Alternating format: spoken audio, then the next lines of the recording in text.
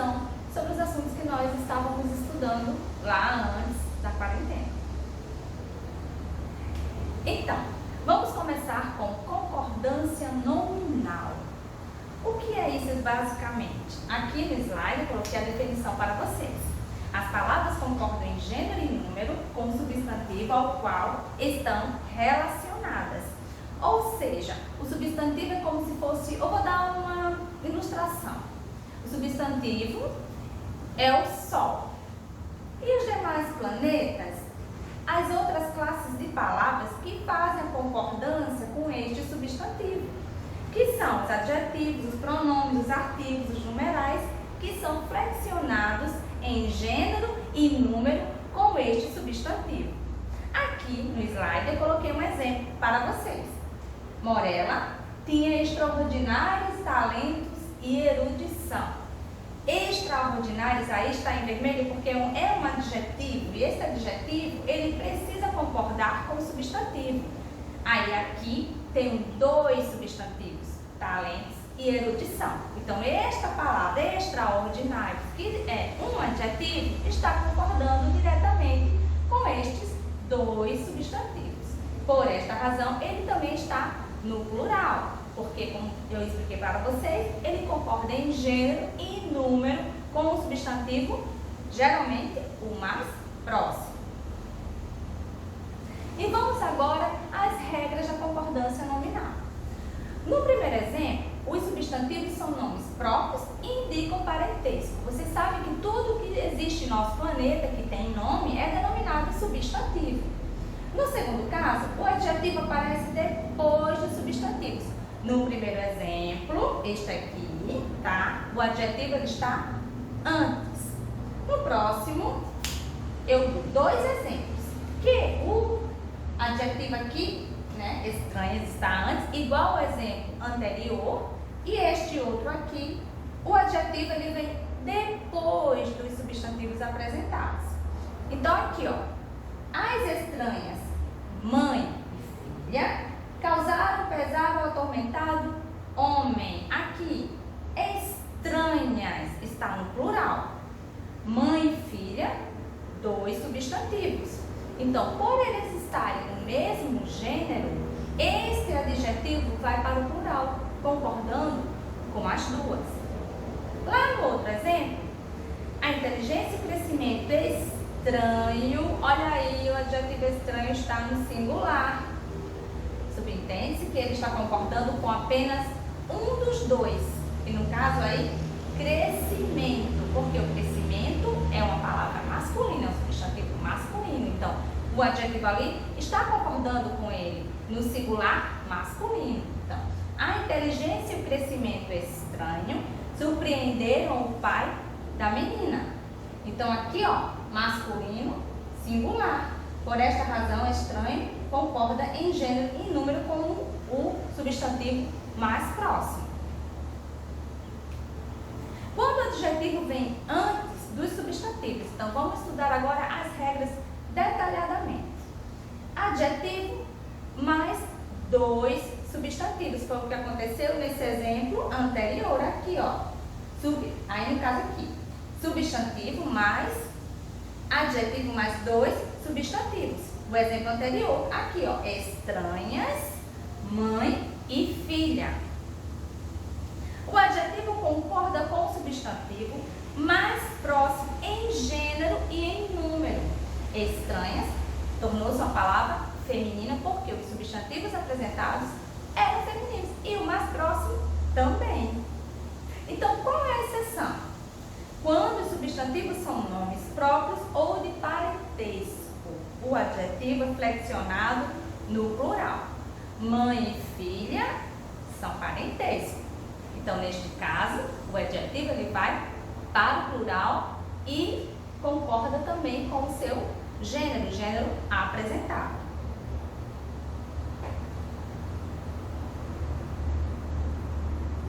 Quando o adjetivo exerce a função de predicativo do sujeito. Vamos fazer uma breve revisão para lembrar o que é um predicativo do sujeito ou um predicativo do objeto. Nós vimos lá atrás enfim, o predicativo do sujeito, ele faz parte do complemento do predicado nominal. Ou seja, ele vai completar o sentido do sujeito ou de um substantivo. Por isso dá-se o nome de predicativo do sujeito. Já o predicativo do objeto, ele vai também fazer parte de uma complementação, sendo que dos objetos. Por esta razão, o nome de predicativos do objeto. Então vamos lá ao slide. Quando o adjetivo exerce a função de um dos dois destes que eu citei, predicativo do sujeito ou do objeto, com mais de um núcleo formado, ele deve ser flexionado no plural, ou masculino e plural, quando os substantivos forem de gêneros diferentes. Então, quando eles forem diferentes, os gêneros, ele irá para o plural masculino. Se porventura tiver o mesmo gênero, ele irá concordar com os gêneros que estiverem sendo apresentados. Vamos aos exemplos? O pai julgava a mãe e a filha melancólicas. Olha aí.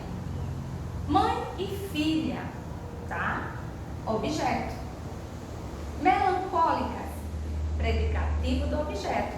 Lembrando que o predicativo do objeto, ele aparece nos predicados verbais, gente. Eles são complementos dos objetos, direto ou indireto. Então, aqui, o pai julgava o quê? Lembram quando eu falava isso em sala de aula com vocês? A mãe e a filha, melancólicas. Então, mãe e filha é objeto e melancólicas é o predicativo deste objeto. No exemplo seguinte, já é o quê? Predicado nominal, onde existe o predicativo. No caso aqui, ó, esses dois de baixo são o predicativo do objeto também. O pai e a mãe acharia o quê? Pai e filha unidos. Então, pai e filha, objeto direto, unidos, predicativo deste objeto. Nas frases de cima são os predicados nominais. Mãe e filha eram melancólicas. Lembrando que o predicado nominal, o verbo que aparece no predicado nominal, ele apenas serve para ligar os termos, porque o que é mais importante nesse tipo de predicado são os nomes. Por esta razão, predicativo do sujeito está ligado ao sujeito que é um nome, ou seja, um substantivo. O exemplo de lá da mesma forma.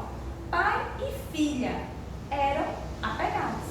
Olha aí, parentesco, gêneros diferentes, né? Pai masculino, filha feminina, então lá o plural, apegados. Então, o adjetivo lá, o predicativo do sujeito, foi para o plural, conforme a regra.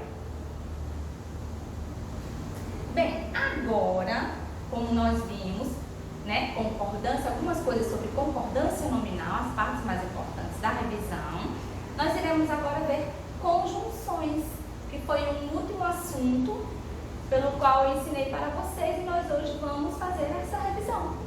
As conjunções, gente, elas são divididas em dois tipos: conjunções coordenativas e subordinativas. Na aula de hoje, eu irei dar prioridade às conjunções coordenativas, que elas são divididas em 5 e no destrinchar da aula, nós iremos ver quais são. Então, vamos lá. Conjunções coordenativas, elas ligam orações independentes, tá? A palavra coordenar dá a entender isso.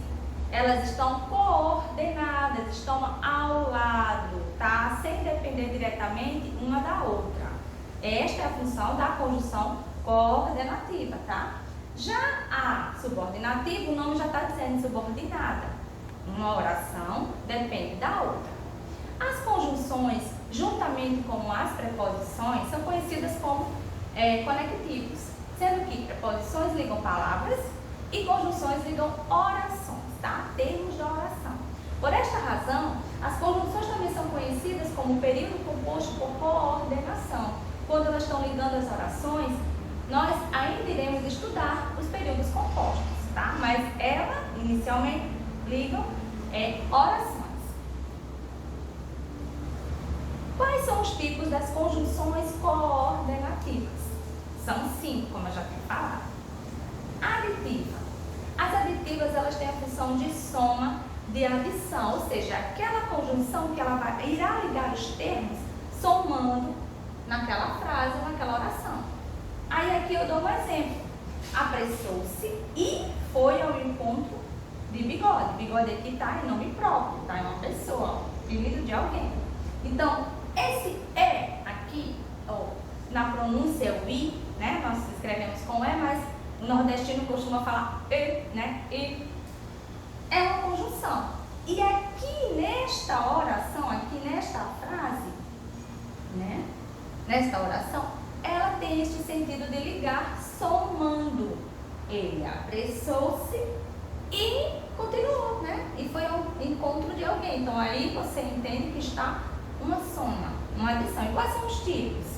Nem, como também, mas também, tá? Bem como, são as conjunções aditivas. Adversativas. Esta conjunção, gente, ela indica oposição, adversidade.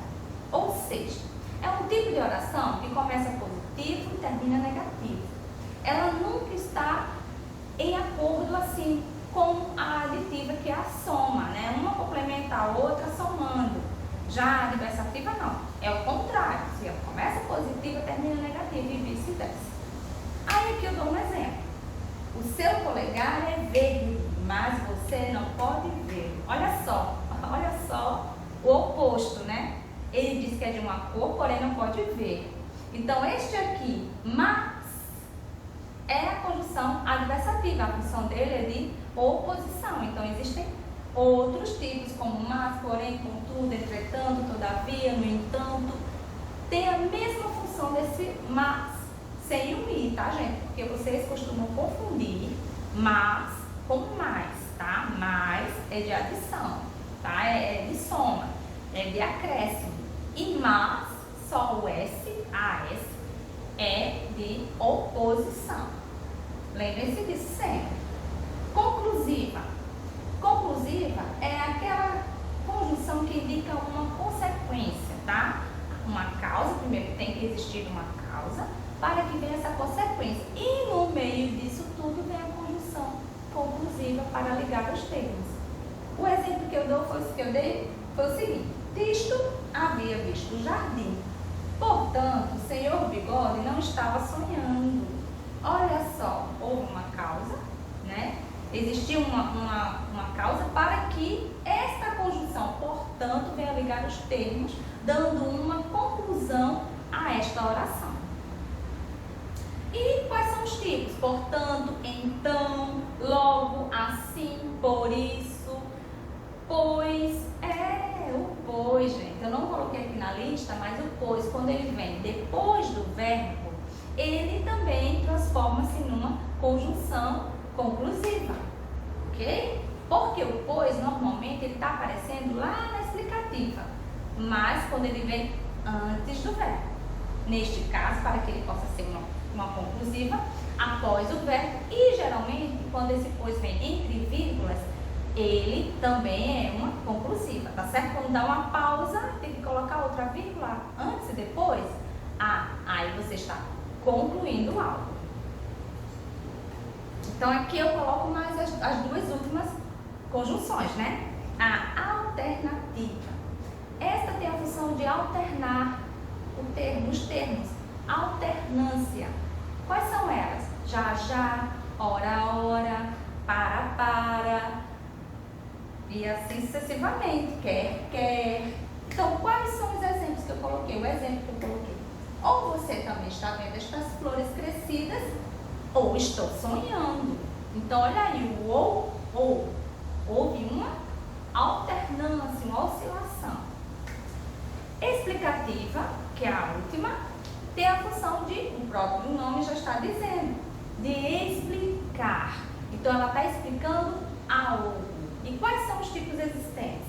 Que, porque, pois e portanto. Olha aí o pois aparecendo aqui na explicativa, gente. Mas esse pois aqui, ele só é explicativo se vier antes do verbo. Se vier depois, lembrem-se, ele transforma-se numa condição conclusiva. Ok? Então, exemplo. Narcisos brotavam em torno à mesa de cabeceira. Os cobertores eram edredom de pervincas. A grama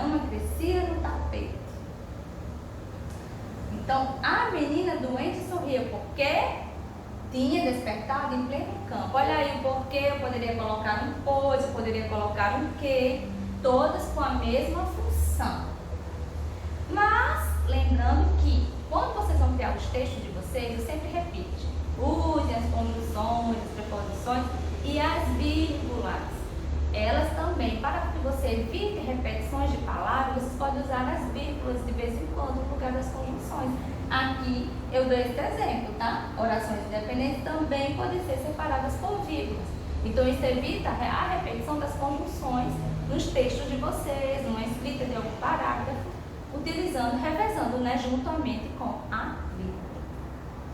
Então, assim eu termino, tá? O estudo das conjunções. E nós iremos agora começar os gêneros textuais que nós vimos no mesmo capítulo, tá? A começar pelo conto. Conto vocês estão cansados de saber, né, gente? Eu acho que desde o 5º ano, 4º ano, que os professores vêm abordando esse gênero narrativo, né? Que é um gênero bem popular e que existem suas variantes, né? Existem contos de terror, suspense, conto cotidiano, né? Contos de fadas, contos fabulosos e assim sucessivamente. Então, o conto ele tem inúmeros tipos, inúmeras variações, tá? E aqui eu fiz um diagrama que vocês vão ver os detalhes, como é que funciona o conto, como é que ele é formado. Vamos lá? Narrativa curta. Quando eu falo narrativa curta, eu não estou falando, gente, ó, que é 10 linhas, são 10 linhas, 20 linhas, não. Uma narrativa curta, mais ou menos 2 laudas ou 2 folhas e meia, você pode escrever o seu conto. Os livros de contos publicados, por exemplo, existem vários contos em um único livro. Eu gosto bastante de escrever, vocês sabem disso, contos e crônicas. Então, vocês prestaram atenção se viram meus textos ou de outro autor, que eles são de narrativa curta. Tenha a intenção de fazer o leitor pensar sobre os acontecimentos. Conto também pode ser criar. A maioria é de ficção, tá? Até porque existem suas variantes. Os narradores, ele pode ser narrador em primeira pessoa e narrador em terceira pessoa. Ou em primeira pessoa, ele é o personagem. É aquele narrador que, ele conta os fatos porque ele vivenciou.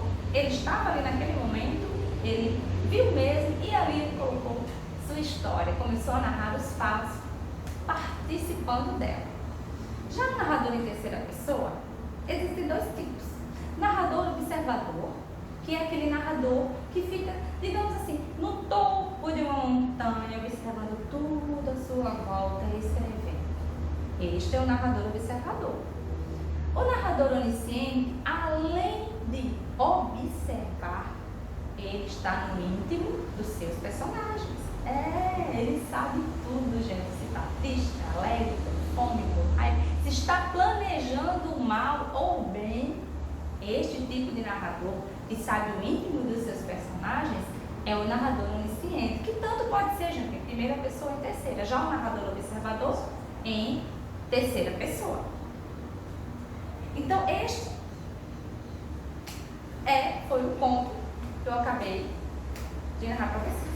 Agora, o outro gênero que também existe no capítulo do livro é o texto de divulgação científica, normalmente publicado em jornais e revistas, por ser um textos muito sérios, textos de fontes seguras, que são feitos para serem divulgados justamente para ajudar os diversos campos científicos.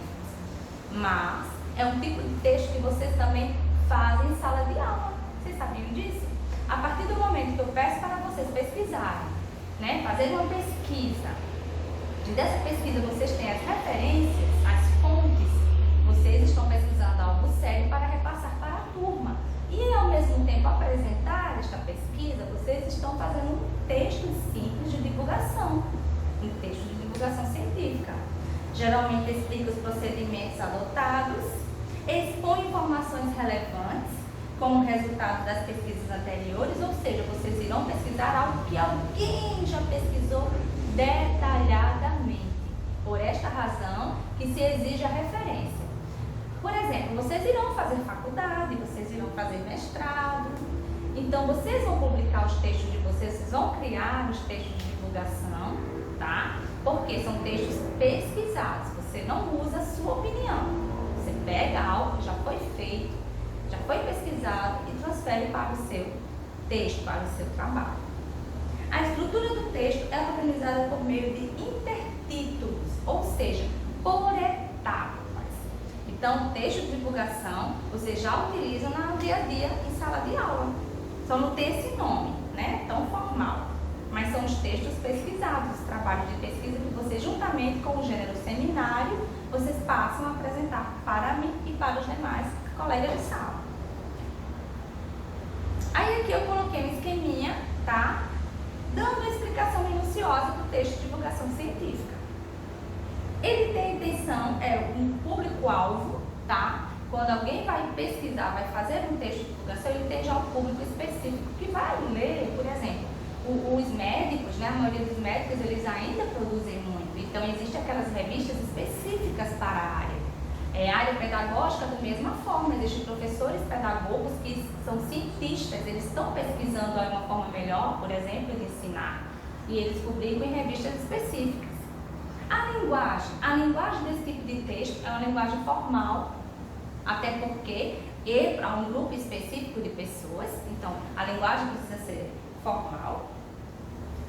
E as características: resumo do tema e do objeto de pesquisa, argumento de autoridade, citação. As citações são fundamentais, as referências também, para mostrar para aquelas pessoas de onde você tirou a fonte, né? Para que a pessoa possa saber que aquele texto é verídico, aquele texto é sério.